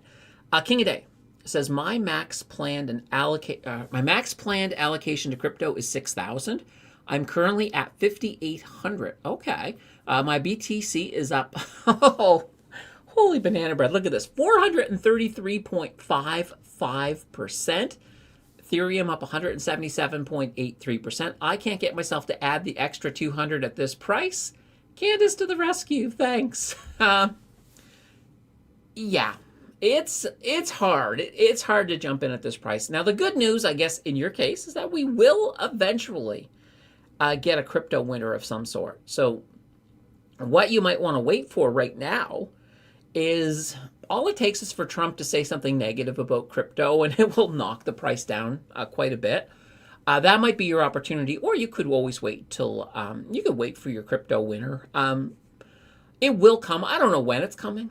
That's the thing. I still think we have one more run up of Bitcoin before the crypto winner. Like I'm thinking, that run up, I'm thinking somewhere between 130 and 150. I like the conservative 130, but I could concede it going up as high as 150, but I don't think it'll go any higher. Sorry, meant TSX, not tax. Okay. Is there a U.S. bond ETF on the TSX? Yes, there are quite a few. Now, my mind is not giving me one right away, but here, this is just easy. This is pretty easy. All you got to do is something like, and this here is the TSX site. So money.tmx.com. That's what this here is. This is the company that runs the TSX. So if you were to type in, for example, U.S. Treasury, you'll see here. Here's one right here. So here is a Investo U.S. Treasury floating rate note, Global X U.S. 7 to 10 year Treasury bond index, mega long 20 year. So you'll get, there's a whole bunch of them. There is a whole bunch of them as well. You could also just type in, for example, just bonds, U.S. bonds. And here we go. Here's some short-term bonds, corporate bonds, aggregate bond index. So these ones are all BMO. But yeah, there's a lot. There's a lot there. There is absolutely a lot, for sure. All right. Let's see here. You have to live in the house. So if the owner ends up in a long-term hospital or dies, they grab your home. Yeah, exactly. That's the other thing too as well. So yeah, there's a lot of rules. There's a lot of fine print. So if you're considering a reverse mortgage, read the fine print. And I will tell you, you know what? Maybe you don't have the money for a lawyer to go through and explain all the legalese for you. So copy and paste the entire document, drop it into ChatGPT and ask ChatGPT to break it all down in easy terms for you, and and break it down into the pros and cons. And it will do it very well, actually. It's very good. If you give it a document, it's very good. So that's one way to get through these documents and to find out if there's something in there that perhaps they're trying to sneak by you. And I would not put it past them. I would not put it past them at all. QQQ, once again. Doesn't it have to be a calendar year between your withdrawals? For what? For the TFSA? No, it doesn't. So, like, if you withdraw, so let's say December. So in December, if in the beginning of December you withdrew $1,000, or let's just say you withdrew $50,000 from your TFSA, you get that $50,000 back, well, less than a month away, January. So January 1st is for everything on that calendar year. You don't have to, it doesn't skip a year. You don't have to go, you don't have to wait until 2027 to get that back. You get that back right away. Right away. Holy Swiss cheese. I love that. All right. Error. What was an error? I don't know. Let's see. Good afternoon, everyone. Sorry, I am distracted by Team Canada playing baseball. 10-4, Jays in the 7th. Is that them in the lead? Brian, tell me the Jays are winning. 11-4 Jays. All right, so I'm thinking that means 11-4 Jays. Who are they playing? Who are they playing? I'm curious. Let's go, Jays. Let's go. It's the only Toronto team I can cheer for because, well, the Expos no longer exist. Jack says, Google Gemini is my lawyer, financial advisor, wife, best friend, father, accountant, assistant. Yeah, there we go. Yeah, absolutely. Yeah, I mean, sometimes when I'm scripting, like if I'm scripting a video and it just doesn't want to flow, my paragraph, I'll just dump the paragraph into ChatGPT and I'll say, hey, can you look at this and see if there's an easier way to say this that doesn't sound so awkward? And it's always better what comes back. I'm like, okay, perfect. And then I'll then change a couple things as well. Like, ChatGPT is not going to add a holy banana bread or not too shabby. It's not going to add those for me. So I will, but I will use it to tidy up stuff. I like to write it first though. I don't want, I wouldn't trust ChatGPT to write it. From scratch, only because ChatGPT, most chatbots are, well, they're prone to hallucinations. And I never want a situation where I make some big giant error and people are like, how could you have said that? And I'll be like, nah, ChatGPT wrote that. I just said it. Yeah, no, that's not happening. Rory says, go local Canadian sports team in Toronto. Go. Tampa ain't coming back in this one. Okay, so it's Tampa they're beating. Good stuff. Oh, let's go big screen again. Whoops. Goodbye, Tampa. Sha-na-na-na. We can all sing that song. Expos, you're showing your age. Well, it's been a long time, but, I remember the Expos. I'm not a spring chicken anymore, so I'm okay with that. I'm okay with my age, with my age showing. It happens. And here's the thing. I'm only going to get older. So I look at it that way. Jack says, my Gemini actually keeps track of a lot, but for some strange reason, you have to tell it to remember this to be able to recall properly. Yes, yes. Yeah, it's the same thing. It is the same thing. I would, yeah, I would make sure, like the most important things, absolutely. So here's a thing too you guys can do. So if you have an AI that remembers, you can ask it. Well, there's a couple things. I know in ChatGPT, you can actually go in and look at the memories. Like there's a memory section. It will show you everything it remembers. But you can ask. You can ask your chatbot, what do you know about me? And see what it says. See what it says. It could be interesting. Rory says, imagine if the Habs left Montreal. Oh boy. There'd be a revolt. There would be a revolt in Montreal. It wouldn't be good. But that'll never happen. That'll never happen. The Hartford Whalers. Ironically, Grizzly, I have, back in the day, when I was very young, a friend of mine, he wanted to go to Montreal to catch a couple Habs games before they left the Forum. So, of course, Montreal used to play at the Montreal Forum. It's before the Bell Center. The Forum now is a shopping center, but, nonetheless. So he picked a weekend where they were playing, where they had basically a back-to-back, they're playing Friday night and Saturday night. It was in December. So we went, and this was back when Patrick Waugh was on the team. He was the goaltender. It was one of the nights was Boston. The other night was Hartford. Now, they won both nights, so, it was fantastic. I don't think I've ever been to a Habs game where they lost. The only other time I got to see the Montreal Canadiens play is when I lived in Calgary. I came in and watched them beat the Flames. So, but yeah, I think I've seen 3. I'm at a total of 3, so I haven't seen that many live, but, it was cool. The Montreal one was great because it was in December. It was pretty close. It was getting towards Christmas, so Montreal is a fantastic city to be in at Christmas time. It's oh man, there was just it was just the whole feel and ambience, and I remember going down through the metro. There was like buskers, like there were some buskers there, like it was almost a full orchestra.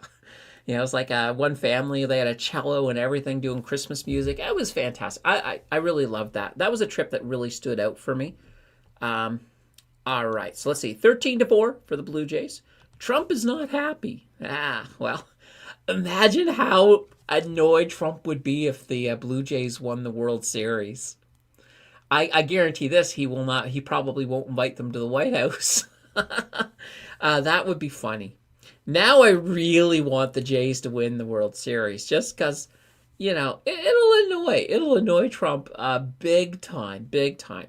Cowboy, it will be a reality if Quebec ever wins separation. Yeah.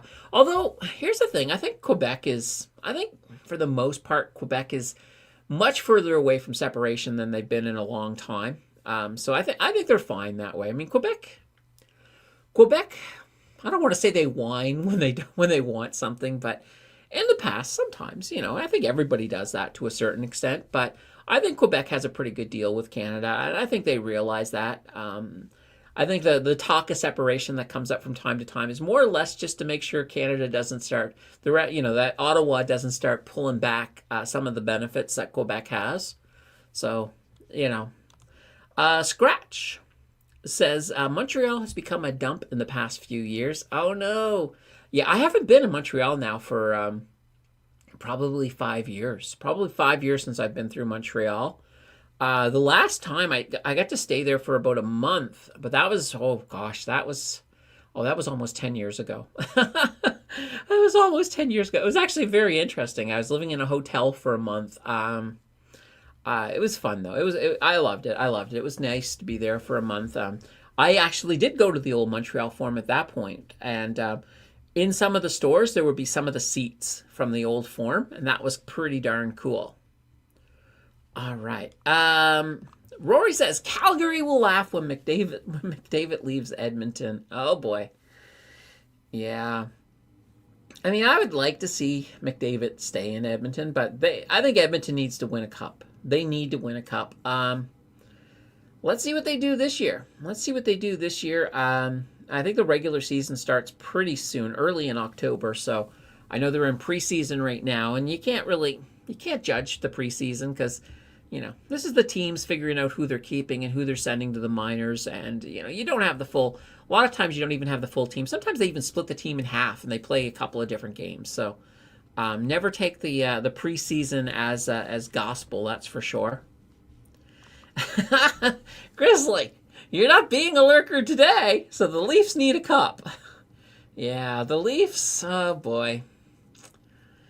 Yep. It's been a very long time for the Leafs. We'll have to see. We'll have to see. All right, guys, we are getting close to 2 hours, so if you got your last minute questions, get them on in here. Get them on in.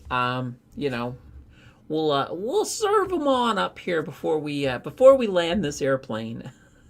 I don't know why did I start using this airplane analogy? I don't know. And Roy says so does Vancouver. Really? Yeah, Vancouver. It does. It's actually a really funny thing.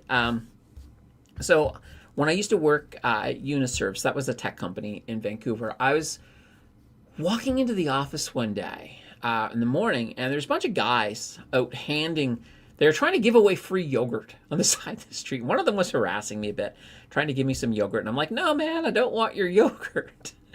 So I got in. I was like, and people were sort of going, oh my God, can you believe it? Can you believe it? I'm like, what? Believe what?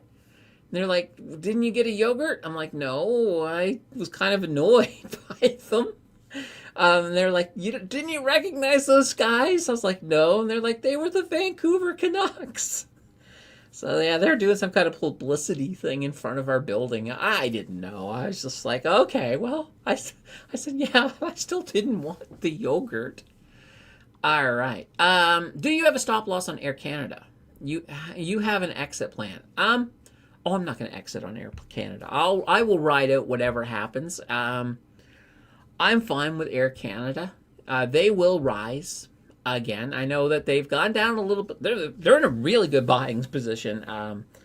I would have loved to have gotten them cheaper than where I did. I got in at 19 on my main swing trade. Now I bought a couple of times in the challenge, so I've averaged down. The initial buy was at 19, but I have averaged that down a little bit. Cups available at Dollarama. Silver will be fun to watch since it broke out. It broke its 47 years cup and handle. This is a historic moment to look at. Yeah, silver had a really good day on Friday. In fact, let's just take a look at silver right now. Why not? Whoops, we'll go over here. Let's pull out. All right, here we go. That's NVIDIA, guys, by the way. Yeah, look here, silver.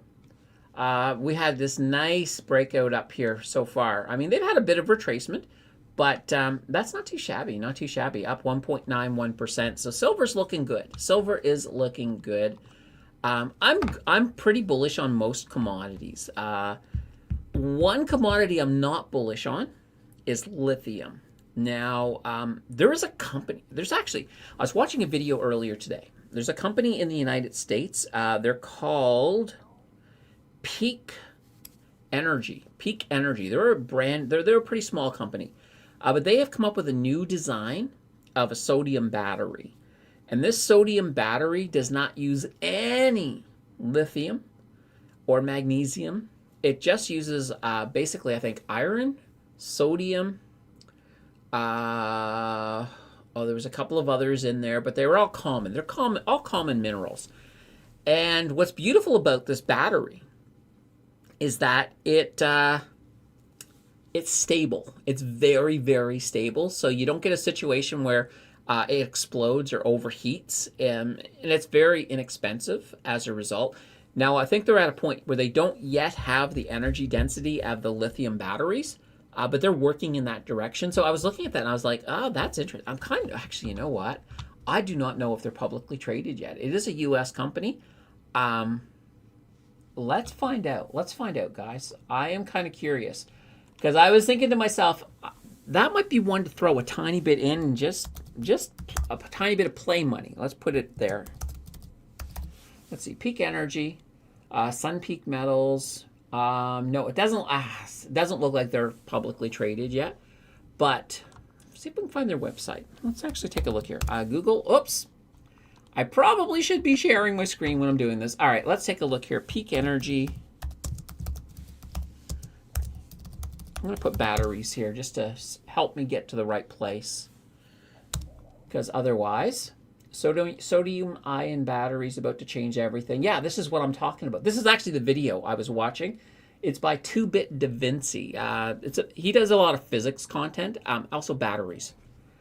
But yeah, here they are, Peak Energy here. So this is the company right here. Peak Energy, Energy Without Limits. They're looking at really changing some stuff. Changing some stuff here. Let's see, strategy, product, about, news. I'm going to go to the about.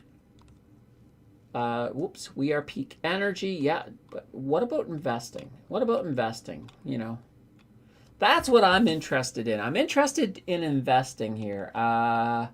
Home strategy, careers, news, about.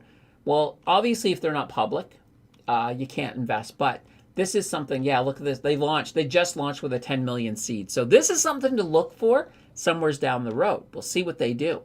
I know that there's a lot of different companies that are using sodium to make batteries, but some of them are using them with lithium, with a little bit of lithium. But if this company is able to pull off what they have done so far, and trust me, if you watch the video, it's actually really good.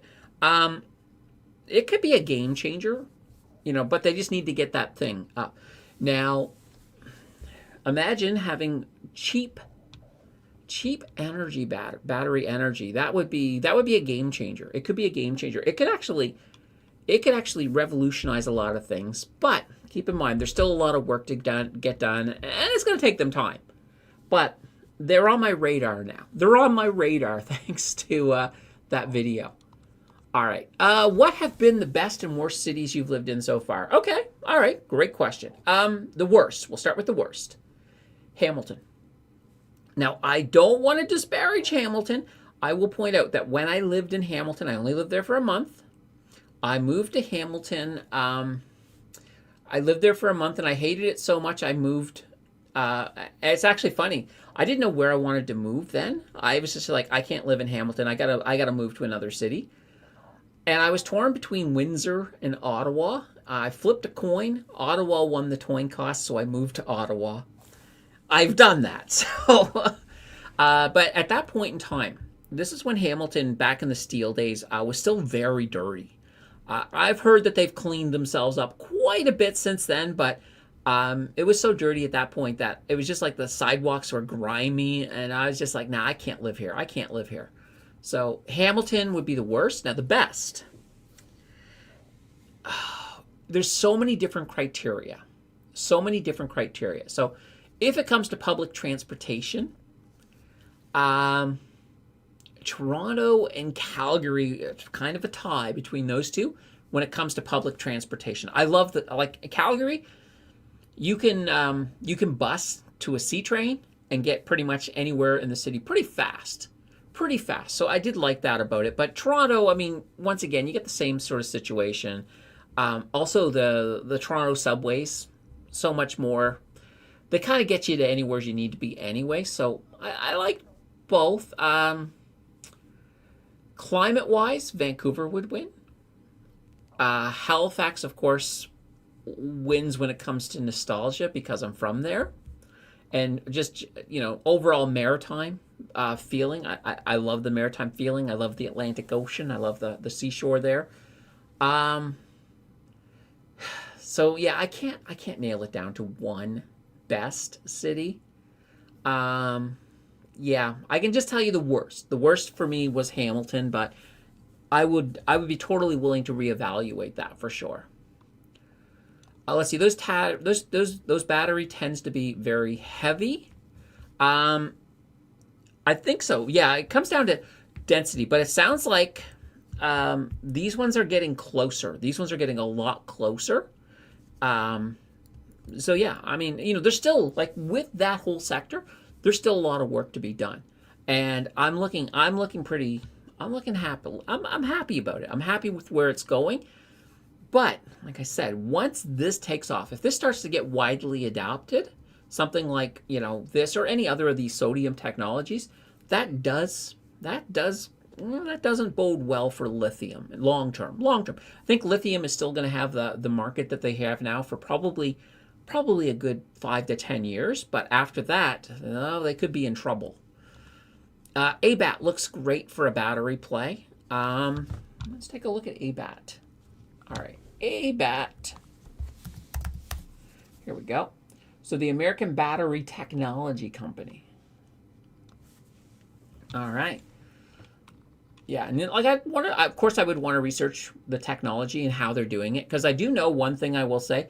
With Peak Energy, they're doing it a completely different way than some of the others, but there are others definitely that they all have their own little method. Yeah, so see, this one here is lithium-ion battery recycling, battery metals and material extraction and resource production. Okay, interesting. Yeah, I would have to look more into that one, but heavy battery means more energy to haul itself. Well, right now.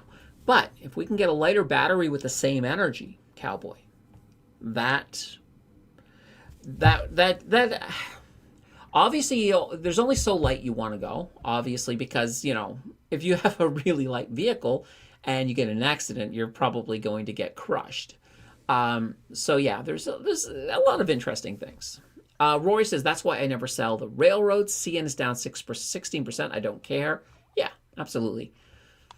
Looking at CN, but just can't get excited about it. Let's see, I haven't bought any yet. I have some, just not bought more. Too much cash for the dividend. The price to book is high. Damn, that quick. All right, can get many split shares for one CN. Absolutely, absolutely. All right. I sold my CNR at 143 in July for more Northland Power. I do like Northland Power for sure. All right, good answer. Sold my MPI to get into the TFSA. Is Northland Power a good investment? Stock is still around. All right, Northland Power. All right, I think it's NPI. Here we go. All right, so yeah, here is our Northland Power, and I'm going to pull out the 3-year to give you a better. So yeah, utilities, of course, they didn't do very good with the aggressive rate hiking. You can see that built into here, which is fantastic. I think this is probably their bottom, 16.8. I don't see them going below that. I think they're in a building process. They have a chance of, I think they're going to go up. Sitting at 22, is that a buy? I think it's a buy. I think it's a good spot to start dollar cost averaging for sure. So yeah, this will come up. I can easily see this maybe getting up, maybe 34, at least high 33s. I can see that. All right. Jack says, I got my MPI and my TFSA in my number 2 position now. And Rory says, I bought Capital Power at 34 per share. Not a bad purchase. Okay, yeah, okay. Capital Power is another one. All right, I'm still buying for sure. It's turning bullish. Yeah, absolutely. Let's see here. All right, we're almost there. 0.10 NPI is a nice touch. Plus, if the West Wind goes ahead, they should be a big player. That's a good possibility too. Yeah, I like where NPI is at right now for an entry point. I think that's a good one. Maybe they might even be they might be. If they would just retrace a little bit from here, I would love to jump in as a swing. Corrupt Carney loves wind and renewables. Oh boy. Yep. All right, guys. There we go. 2 hours. I think that's a good amount of time. We will be back, of course, on Wednesday. We've got the market close, and don't forget, coming out Tuesday, Monday for you guys will be able to see it tomorrow if you are channel members. We got our first mega video. So mega video coming out on Tuesday. We're going to analyze that windfall series. It's going to be absolutely awesome. I'm loving it. All right, guys. I can't go until I'm big. Until then, guys, thank you all for dropping by, and be sure, if you have not yet given me your ideas for the channel member video, drop it in. I'll get them to vote so that we know what we're doing on Friday for y'all. All right. Until then, guys, enjoy the rest of your weekend, and we'll see you on Wednesday.